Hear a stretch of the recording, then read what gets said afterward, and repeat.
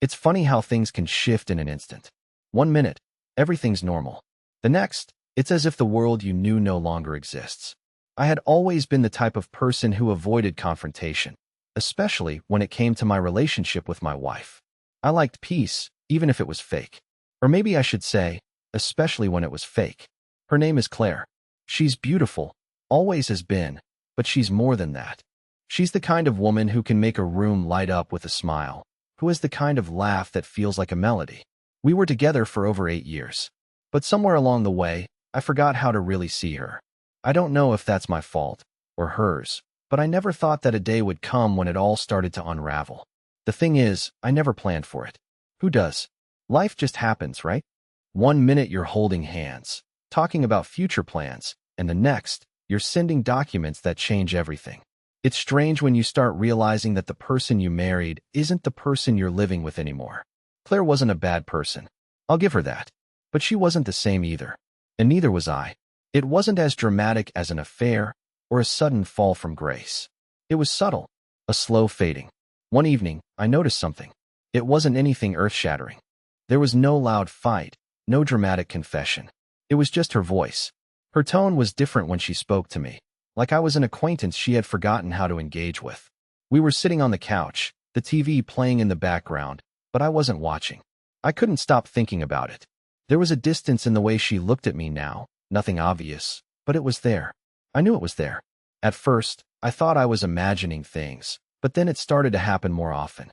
She would glance at her phone and then quickly hide it when I walked by. Or she'd come home a little later than usual, saying she'd stayed for extra work at the office. Nothing to worry about, right? Just more responsibilities piling up. But I started to notice the little cracks in the routine. She no longer left little notes for me to find. Notes that said things like, "You're my favorite person," or "Can't wait to see you tonight." I used to get those all the time. But now, they were gone. Instead, I'd find her scrolling through her phone, her eyes not even glancing up when I entered the room. It felt like I had become part of the furniture, there, but not really seen.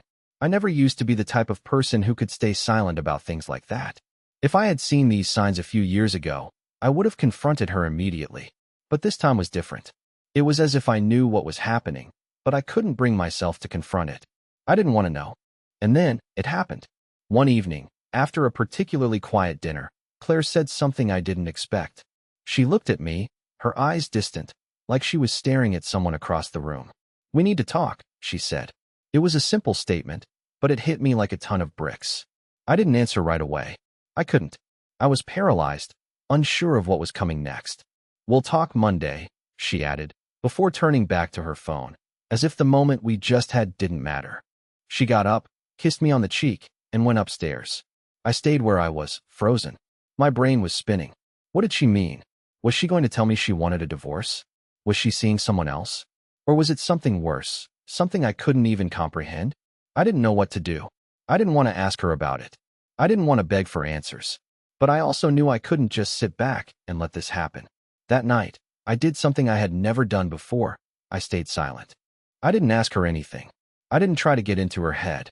Instead, I went to my office, opened my computer, and began going through everything. Her emails, her messages, everything. I'm not proud of it, but I couldn't stop myself. And that's when I saw it. The name, Aaron, appeared in her inbox.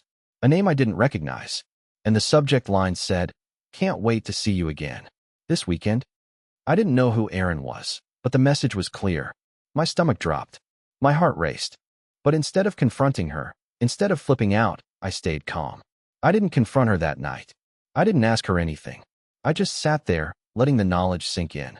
I knew she was going to talk to me on Monday, but in that moment, I made a decision. A quiet decision, but one that would change everything. Monday came. Claire was distant, like she always had been lately. She came home from work late, just like she always did, and went straight upstairs without a word. It was the same routine. But this time, I didn't sit there, waiting for the inevitable conversation. Instead, I grabbed the documents I had prepared and sent them to her. The divorce papers. I didn't need to hear the excuses. I didn't need her to tell me everything was fine. I was done waiting for her to make up her mind.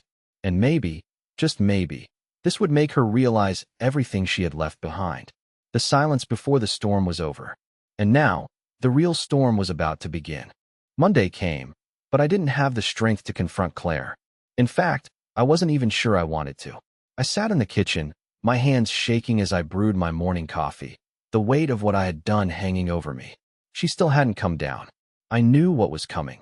The conversation, the awkwardness, the endless explanations that would only make everything worse. When I finally heard her footsteps upstairs, I could feel my pulse quicken. She was in the bathroom, probably washing up after a long day. I could hear her voice on the phone with someone. It wasn't unusual. She had always been a bit of a talker on the phone, but this time, I noticed something in her voice that made my stomach twist.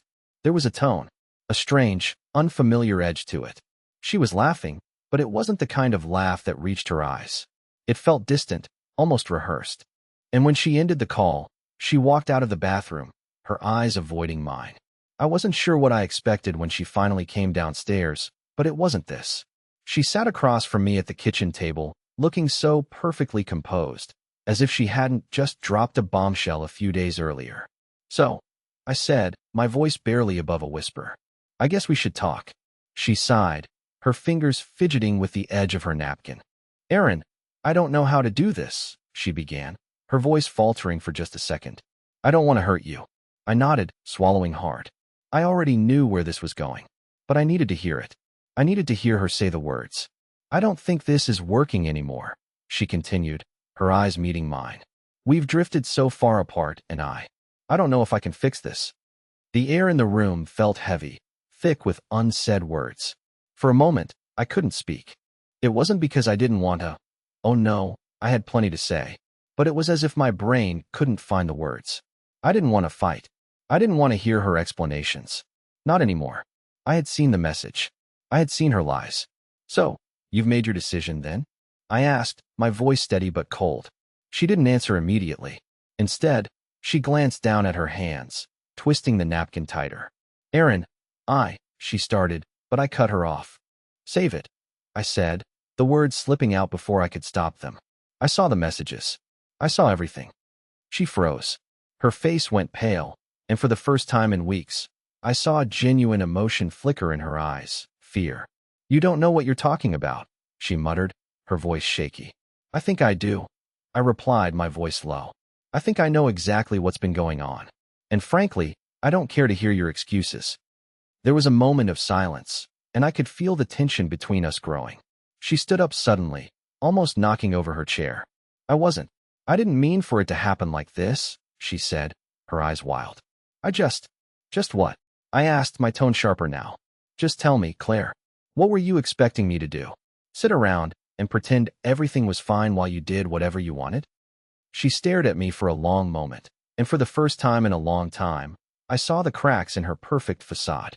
"I'm sorry," she whispered, but I could hear the insincerity in her voice. I stood up, my hands trembling as I grabbed the envelope from the counter. I had prepared it earlier that morning. Divorce papers. The finality of it felt surreal, but I knew it was the only way out. "I don't need your apologies," I said quietly, my voice breaking. "You'll have your space, Claire. But I'm done pretending." Her face drained of color as she watched me slide the papers toward her. The silence that followed was deafening, more deafening than any argument we had ever had. She looked at the papers, then back at me, her lips trembling.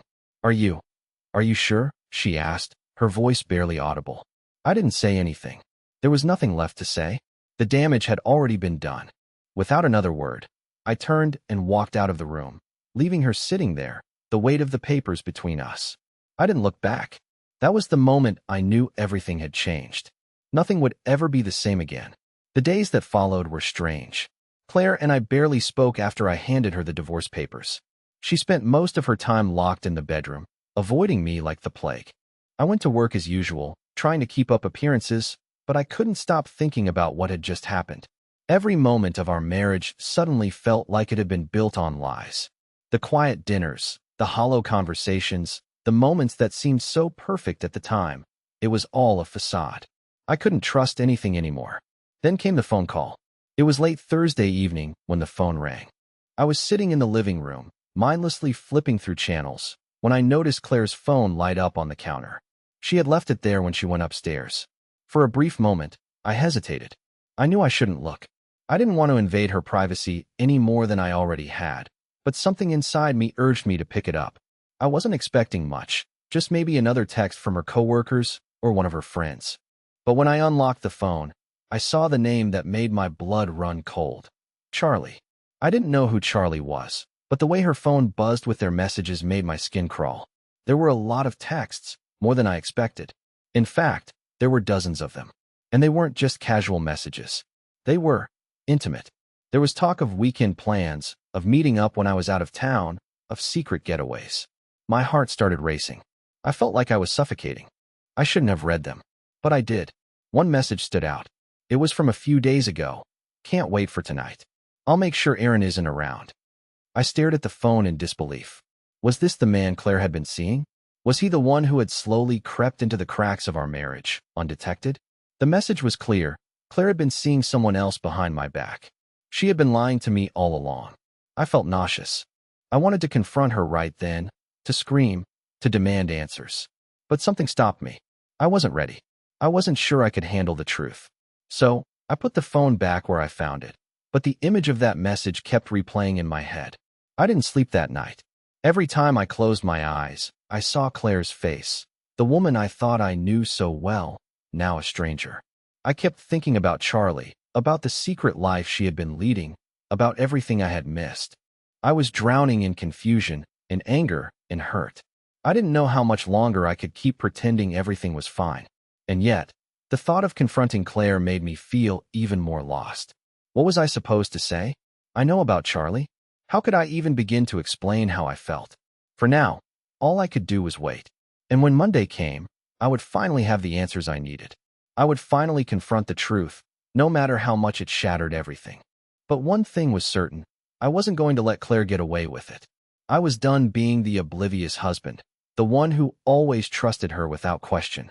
Monday came faster than I expected, but I wasn't ready. Not at all. The whole weekend I had been preparing myself, running through different scenarios in my head, imagining what I would say when the time came to confront Claire. But when I woke up that morning, I felt like I was paralyzed. The reality of everything I had uncovered still hadn't fully sunk in. I spent the morning pretending nothing had changed. I went about my usual routine, brushing my teeth, having breakfast, getting dressed, but my mind was miles away. I could feel the tension building up inside me, the anticipation of what was to come. By noon, Claire still hadn't said a word to me. She was in the bedroom, probably getting ready for work. I could hear her moving around, shuffling through her things. I wasn't sure if she knew what was coming, but I couldn't hold back anymore. The silence between us was unbearable. I waited for her to come downstairs, to speak to me. But when she finally appeared, there was a coldness in the air that I hadn't felt before. She looked at me for a moment, almost as if she was assessing me, then turned away. "Aaron, we need to talk," she said, her voice barely above a whisper. It was like a punch to the gut. This was it. This was the moment I had been dreading and anticipating all at once. I didn't even need to ask what she meant. I already knew. "We do," I replied, my voice steady, even though my insides were shaking. "But before we get into that, I think you should know something." She frowned, her eyes narrowing as she looked at me. "What are you talking about?" I didn't answer immediately. Instead, I reached into my pocket and pulled out the phone, her phone. I had grabbed it the moment she'd left it on the counter earlier, and now I was holding it in my hand, ready to expose everything. Her eyes widened when she saw it. She knew what I was about to do. "You've been seeing someone else," I said, my voice low and controlled, but the anger and betrayal were there, lurking just beneath the surface. "His name is Charlie, isn't it?" Claire's face went pale, and for a moment, I thought she was going to collapse. She opened her mouth to say something, but no words came out. Instead, she just stood there, frozen. "I found your messages," I continued, the words coming out with an almost mechanical precision. "I saw the texts. I saw the plans you made with him. The weekend getaways. The secrets. And don't even try to deny it." I watched as her expression shifted from shock to panic. She took a step back, like she was trying to put distance between us, but it was too late. The truth was already out. "I didn't want it to happen like this," Claire said, her voice cracking. "I never meant to hurt you." "Then why did you do it?" I asked, the question hanging in the air, charged with emotion. "Why didn't you just tell me? Why didn't you leave if you were unhappy?" She didn't answer right away. Instead, she just stood there, her hands trembling at her sides. I don't know, Aaron. I don't know. I was confused. I thought I could make it work, but I didn't know how. I shook my head, the words coming out bitter. You don't get to lie to me. Not anymore. For a long moment, we stood there in silence, the weight of everything pressing down on us. I could see the tears welling up in her eyes, but I couldn't bring myself to feel sorry for her. The pain I felt wasn't one I could easily shake off. You need to leave, I said, my voice firm. Claire opened her mouth, but I didn't let her speak. No more excuses, Claire. I don't want to hear it. Just leave. Now. She didn't move at first, like she was waiting for me to change my mind, but I didn't. I couldn't. Without another word, she turned and walked out of the room. I heard her footsteps retreating, slowly at first, then quicker as she reached the door. The sound of her car starting was the final confirmation. She was gone. And just like that, it was over. I stood there, staring at the door, the weight of it all crashing down on me. The betrayal, the lies, it all felt like a bad dream. But as the silence settled in, I realized something. The worst part wasn't that Claire had cheated on me. No, the worst part was that I had let it go on for so long. I had ignored the signs, convinced myself that everything was fine, when it clearly wasn't. But now, there was no turning back. There was no going back to the way things were. And for the first time in a long time, I felt free. The house was eerily quiet after Claire left. I stood there, in the middle of the living room, not sure what to do next. It felt like everything I had known was suddenly a lie. The house, once filled with the sounds of her laughter, now felt hollow. I didn't know how long I stood there, lost in my thoughts, before I finally moved. My legs felt like lead as I made my way to the kitchen. I opened the fridge, grabbed a bottle of water, and just stared at it for a while. What now? What was I supposed to do with this mess?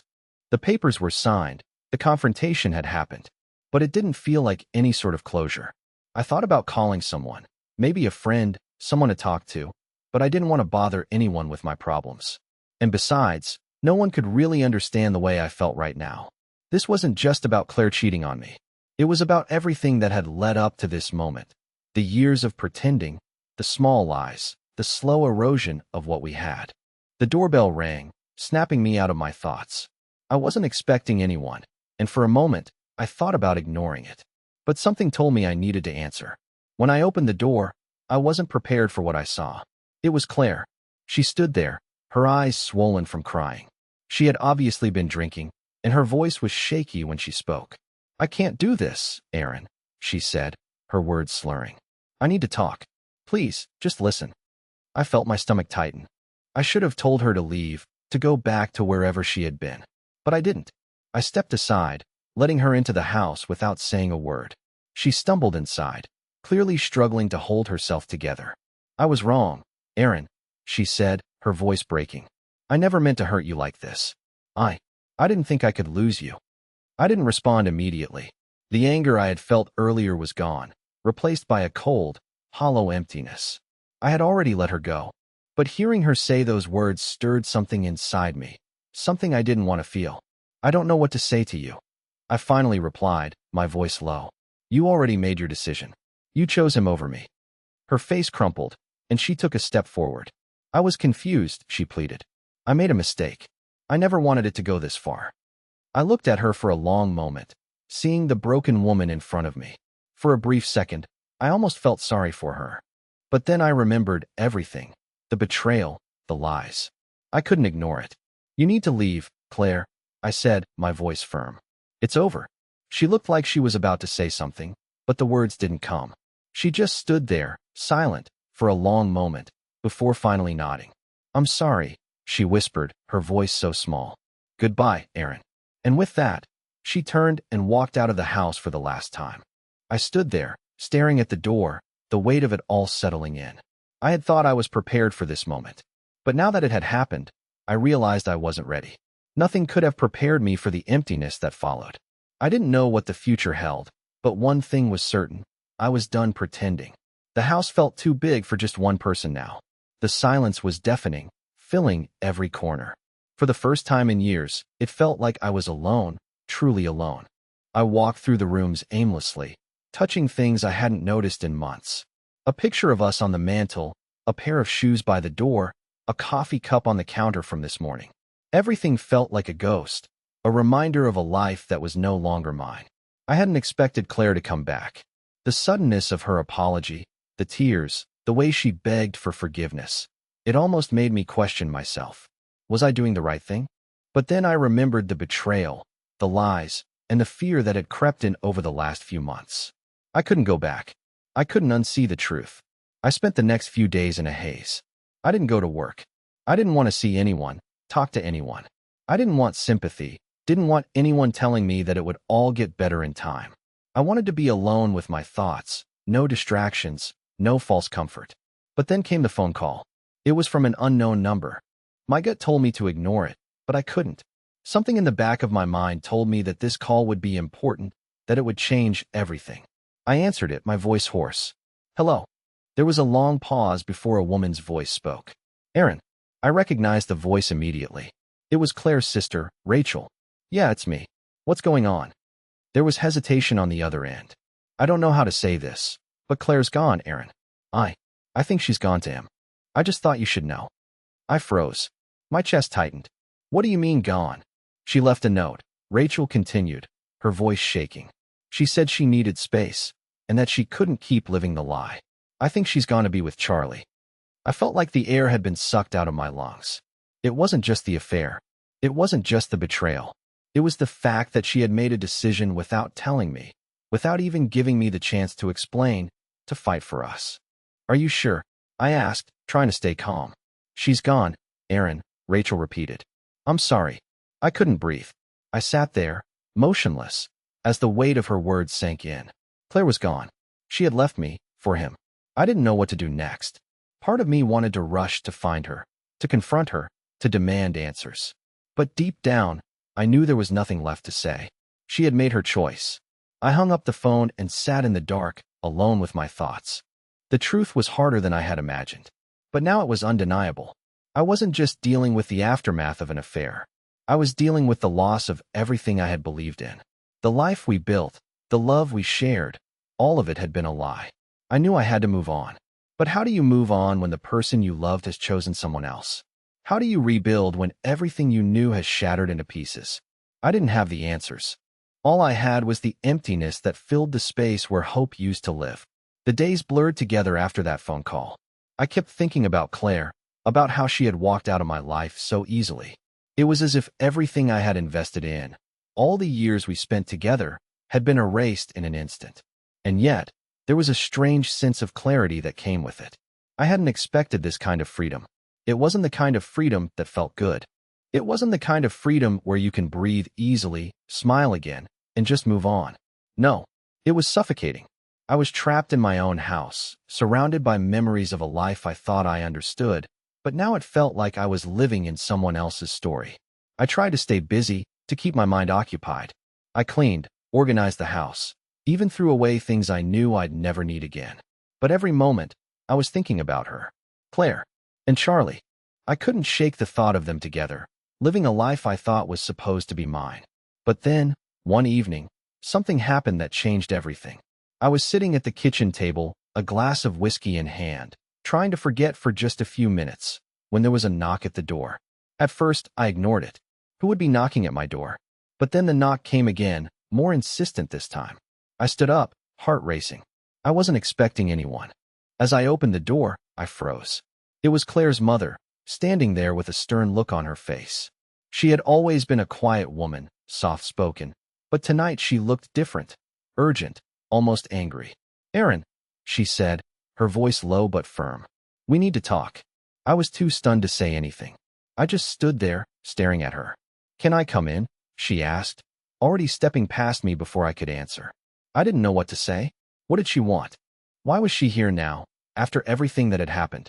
She sat down at the kitchen table, folding her hands in front of her.